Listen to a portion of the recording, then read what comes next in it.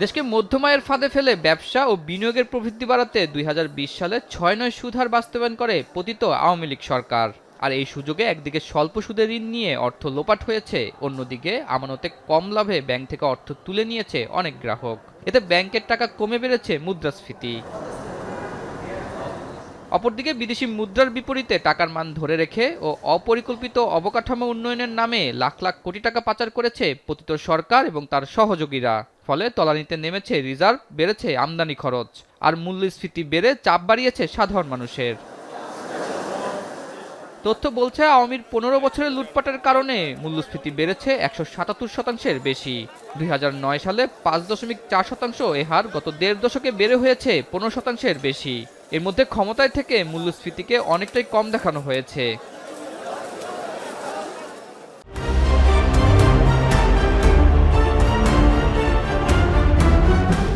তবে রিজার্ভ আর ডলার সংকটের চাপে পড়ে আন্তর্জাতিক মুদ্রা তহবিলের ঋণের শর্তে এ হার কিছুটা বৃদ্ধি পেতে থাকে।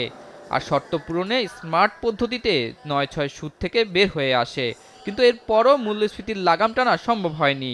ফলে ২০২৪ সালে এ হার ১৪% ছাড়িয়ে ১৬ বছরের রেকর্ড অর্জন করে। অর্থনীতিতে লুটপাট করাতে নানা নীতির ফলেও কমানো সম্ভব হয়নি মূল্যস্ফীতি।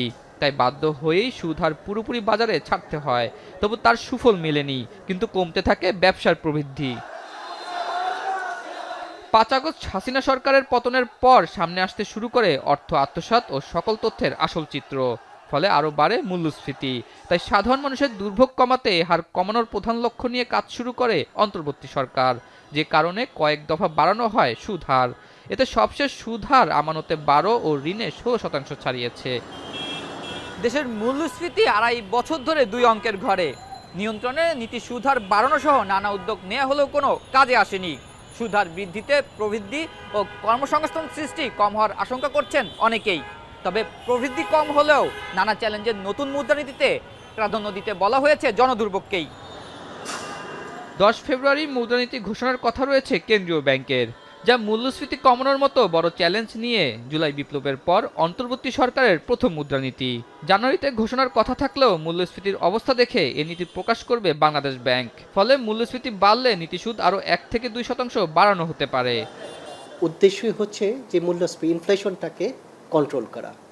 এবারের এই মুদ্রানীতিতেও এই বিষয়টা প্রায়োরিটি পাবে।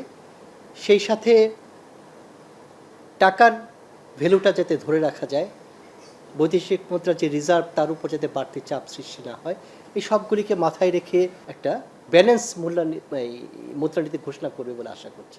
সুদ হার বৃদ্ধিতে ব্যবসা ও বিনিয়োগের প্রবৃদ্ধি কমার দিকে নজর দিতে বলছেন এই বিশ্লেষক।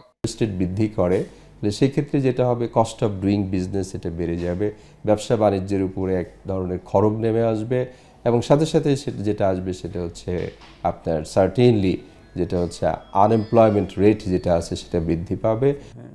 আবার সুদ হার বাড়ানোর পাশাপাশি বিনিয়োগ বৃদ্ধিতে অন্যান্য নীতি অনুসরণ করতে বলছেন এই বিশেষজ্ঞ।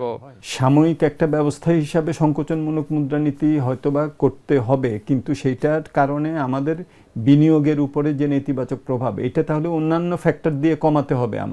সেখানেই আমাদের ব্যবসা পরিবেশ, বিনিয়োগ পরিবেশ, এগুলোর প্রশ্নটা চলে আসে। অপরদিকে বিনিয়োগের নামে সুদ হার ধরে রাখায় বড় ক্ষতি হয়েছে বলে জানান এই অর্থনীতিবিদ। অতীতে আমরা যেটা দেখেছি যে সুদের হার চেপে রেখে ২০২০-এর পর থেকে তো ২৪ পর্যন্ত তাই ছিল, তখন তো বিনিয়োগে সেটার কোনো রকম প্রভাব দেখা যায়নি। কাজে যেই যুক্তিটা দেয়া হচ্ছে যে সুদের হার বেশি হওয়ার কারণেই বিনিয়োগের এই দুরবস্থা, এটা তো বাস্তবতার সাথে মেলে না। মূল্যস্ফীতি কমানোর প্রধান হাতিয়ার বলা হয় মুদ্রানীতিকে। তবে এর সাথে রাজস্ব নীতি ও বাজার ব্যবস্থায় সঠিক নজরদারির কথা জানান বিশেষজ্ঞরা। আতাউর নিয়ন, এখন, ঢাকা।